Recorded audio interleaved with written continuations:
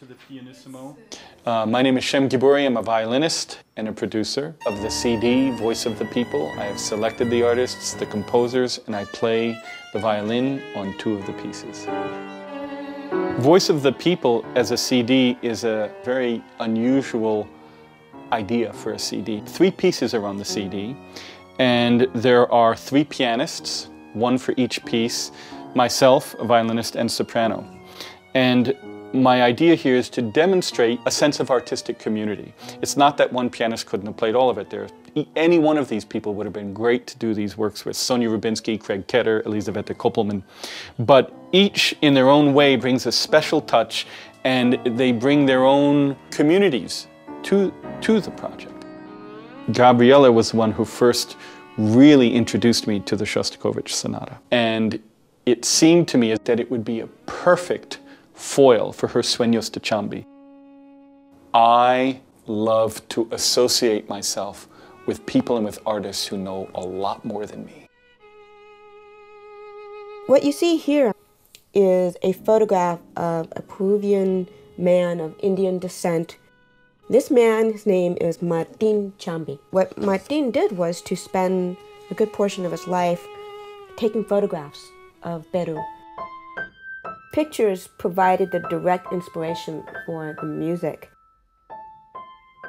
One of the aspects that she's been working on in her compositions is to include elements of traditional Andean folk music in Western concert music. Having a visual can actually enhance in a direct way not only the music that's created, but how it's reenacted in performance. The challenge I felt with this particular work was highlighting another person's work or a culture. There's an extra sense of responsibility that I think you should feel in representing it well. Every note is suffused with that challenge. What's really fascinating about both works of Gabriela's that are on the album is that one is music written to depict pictures, and the other is music that has been written to express poetry. And the poetry that's being expressed is that of Jose Maria Arguedas, who was one of the first proponents of the concept of mestizaje culture, a mixed race culture as something unique and independent and viable in its own right. In his life, he wrote poetry in both Quechua and in Spanish. It was really paramount for me to come up with music that could enhance the meaning of the words and reveal the poetry. His idea of mestizaje, in which cultures can mix without one subjugating another, is a very utopian view. Yo crío una mosca de alas de oro. Yo crío una mosca de ojos encendidos. And that's the fly.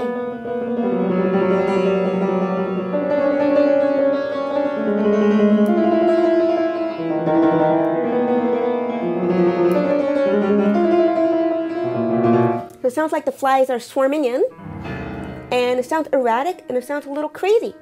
It sounds like something's not quite right. Yo crío una mosca.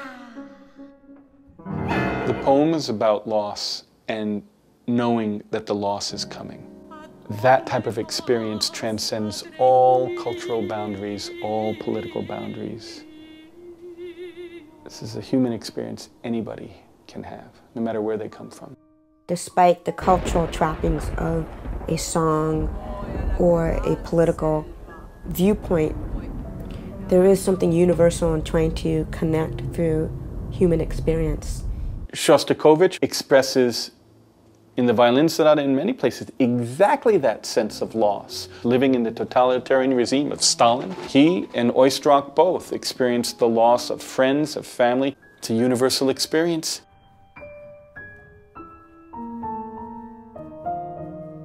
Amidst the vicissitudes of life,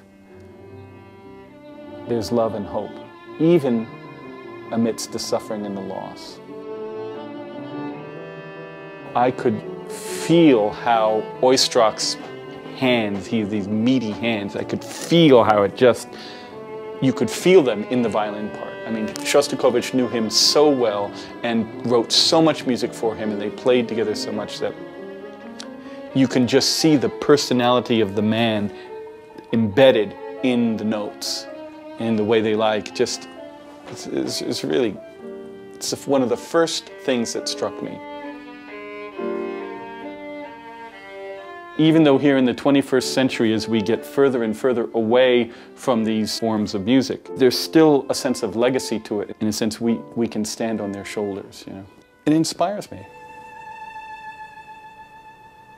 It's like having a family lineage. You come from somewhere. There's a whole fabric here of lives. It's those type of tapestries that are underlying all of my current work. That sense of passage of art and music through people across time, across boundaries, across cultures, ultimately articulating a vision of how we come together and where we are together. What I would love to see happen from our work is show that these two cultures of Latin America and the Soviet Union under Stalin have similar hopes and aspirations, that there's a similar humanity underneath all of it, despite the differences. That would be a perfect outcome. It is that human emotion that I think both composers and all of the performers are able to capture.